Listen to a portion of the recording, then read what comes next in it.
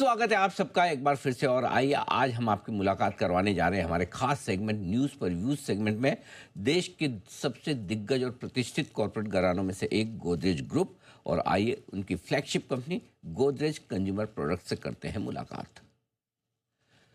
Godrej consumer products वैसे जैसे कि आप नाम से जानते पहचानते हैं 1,12,000 करोड़ रुपए से ज़्यादा के मार्केट कैप वाली कंपनी और गोदरेज इंडस्ट्रीज के ग्रुप का ये हिस्सा है। 125 साल पुराना ये ग्रुप है। 85 से ज़्यादा देशों में ग्रुप का कामकाज है। 140 करोड़ से ज़्यादा कस्टमर से कंपनी के और इमर्जिंग मार्केट्स में सबसे बड़ी घरेलू पेस्टिसाइड्स और हेयर केयर कंपनियों में गोदरेज कंज्यूमर प्रोडक्ट्स शामिल है।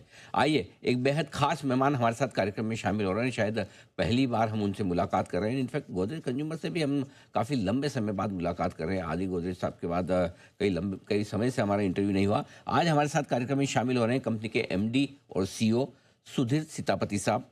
आपने आईआईएम अहमदाबाद से एमबीए की डिग्री हासिल की है। सेंट जेवियर्स कॉलेज मुंबई से आपने इकोनॉमिक्स ऑनर्स और साथ ही मैथ्स में बीएससी की डिग्री हासिल की है। यूनिलीवर जैसी दिग्गज कंपनियों के साथ 22 साल से ज़्यादा लंबा काम करने का अनुभव है सीतापति साहब का। और साथ ही आप सीआई की एफएमसीजी कमेटी के को चेयर भी हैं और आपने कुछ बहुत ही बेहतरीन बेस्ट सेलर किताबें भी लिखी हैं, जिसमें the CEO factory management lessons from HUL Hindustan Unilever. क्योंकि एक ज़माने में एचयूएल को ये माना जाता था कि पूरे देश दुनिया में सीईओ बनाने की फैक्ट्री अगर कहीं है तो वो लीवर से है और वहाँ से बड़े बड़े सीईओ निकलते हैं। सुधीर सीतापति साहब, गुड मॉर्निंग, स्वागत है आपका जी बिजनेस पर। धन्यवाद सर हमें समय देने के लिए और शुक्रिया हमारे साथ जुड़ने के लिए। सबसे पहला सवाल हाल ही के आपकी एक कंपनी की जो न्यूज़ है उसी के साथ करना चाहता हूँ। तमिलनाडु में आपने पहला अपना integrated green field plant launch किया है, जिसमें आप कुछ निवेश भी करने वाले हैं। जरा एक बार बताएं सर, इसको लेकर आपके क्या प्लान्स हैं? थैंक यू, बहुत धन्यवाद सिंघवी जी। तमिलनाडु में हमने एक इंटीग्रेटेड फैक्ट्री खोला है। इंटीग्रेटेड फैक्ट्री यानी जो भी हम पदार्थ बनाते हैं न केवल इंडिया के लिए बट काफी सारे देशों के लिए, वो सब एक जगह में बनी जाएगी। इसमें हमने लगभग 500 करोड़ इन्वेस्ट किया है फेज 1 में, और फेज 1 अभी हमने स्टार्ट किया है एक सोप लाइन के साथ, और बाकी के लाइंस अगले कपल ऑफ मंथ्स में हम स्टार्ट करेंगे 1 बाय 1। सीतापति साहब, हाल ही में एफएमसीजी पूरा सेक्टर बड़ी सुर्खियों में आया जब इस बजट में वित्त मंत्री जी ने टैक्स में रियायत देने की बात कही कि 12 लाख रुपए तक की इनकम पर टैक्स नहीं लगेगा। और सबसे ज़्यादा फायदा एफएमसीजी कंपनियों को और स्पेशली आप जैसे ग्रुप और आप जैसी कंपनी को होता है। बताएं सर, क्या कुछ बदलेगा और क्या वाकई में इससे कंजम्पशन को और आपकी कंपनी को मदद मिलेगी? डेफिनेटली सिंघवी जी, हमने जो देखा है एफएमसीजी में कि जब भी गवर्नमेंट मिडिल क्लास को या तो टैक्स एग्जेम्पशन देती है, या जैसे अगले साल जो पे कमीशन आ रहा है, जब पे कमीशन आता है तो एफएमसीजी की कंजम्पशन काफी सारी बढ़ती है। तो हमें लगता है कि अगर 1 लाख करोड़ लगभग ये टैक्स बेनिफिट से आ जाएगा अप्रैल में मार्केट में, वो 1 लाख करोड़ का काफी सिग्निफिकेंट पार्ट एफएमसीजी मार्केट में आई थिंक वो दिखेगा। एंड आई थिंक डेफिनेटली वो बेनिफिट करेगा एफएमसीजी बिजनेस को। बिल्कुल ठीक बात है। तो सर इस लिहाज से वॉल्यूम ग्रोथ किस तरह की दिख रही है आपकी? क्योंकि पिछले क्वार्टर में हमने देखा नतीजे में आपकी वॉल्यूम ग्रोथ एकदम फ्लैट रही थी, राइट सर? इस क्वार्टर में आने वाले समय में क्या आप उम्मीद करें कि इसमें इंप्रूवमेंट होगी? देखिए, इट इज नॉट करेक्ट कि हम जो इस क्वार्टर का रिजल्ट है वो बताएं, क्योंकि क्वार्टर अब तक खत्म नहीं हुआ है। बट जनरली लास्ट क्वार्टर जो था थोड़ा सा हमारे लिए एक्सेप्शन था, और हमें लगता है अगर उस क्वार्टर के पहले देखा जाए तो हमारी ग्रोथ मिड से हाई सिंगल डिजिट वॉल्यूम्स में थी। हमें लग रहा है कि वो उसी डायरेक्शन पे वापस चला जाएगा, या तो ये क्वार्टर में या अगले क्वार्टर में बिल्डअप होगा। लेकिन जो यूनिक सर्कमस्टेंसेस थी Q3 में, वो बहुत हमारे लिए भी यूनिक थी, थोड़ा मार्केट के लिए भी थोड़ा यूनिक था कि थोड़ा इन्फ्लेशन, फूड इन्फ्लेशन थोड़ा हाई था, और generally we lot of companies saw a slowdown in Q3। मुझे लग रहा है कि Q4, Q1, Q2 में थिंग्स विल बिकम बेटर। अच्छा सर, आप अगले फाइनेंशियल ईयर में जो पेट केयर बिजनेस है उसमें भी एंटर करने का प्लान बना रहे हैं। जरा उस बिजनेस के बारे में बताएं सर, वहाँ क्या प्लान्स है, कितना इन्वेस्टमेंट करने की आपकी योजना है और वहाँ से किस तरह के रेवेन्यू जनरेट आप करना चाहते हैं? देखिए, पेट केयर जो है एक सनराइज कैटेगरी है। इंडिया में लगभग 10% लोगों के पास पेट है।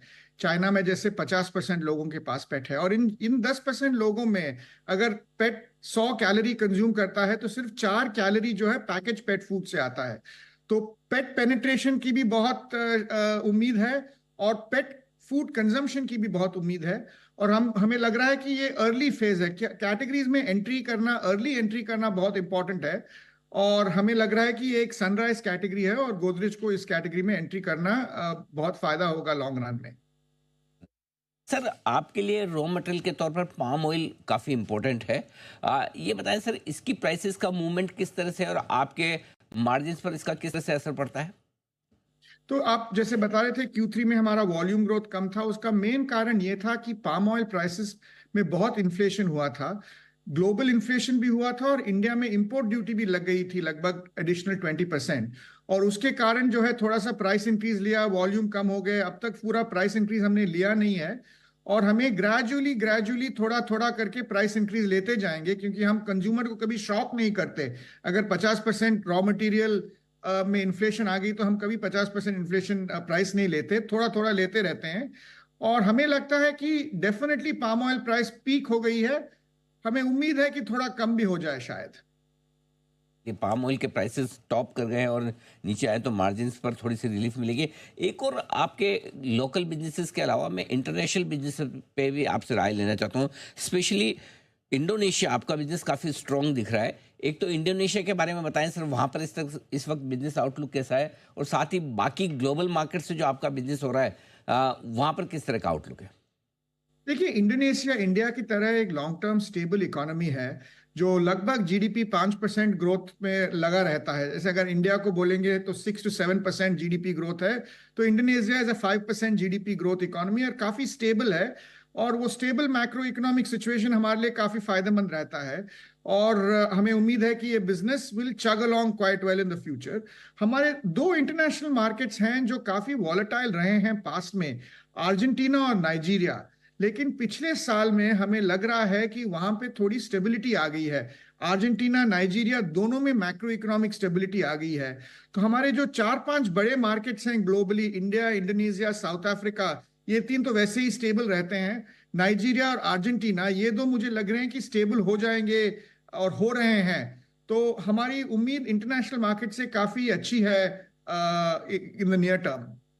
ठीक बात सर। एक आपसे जाने से पहले एक पर्सनल सवाल भी पूछना चाहता हूँ, क्योंकि आपने एक किताब लिखी है, best seller, the CEO factory, management lessons from Hindustan Unilever.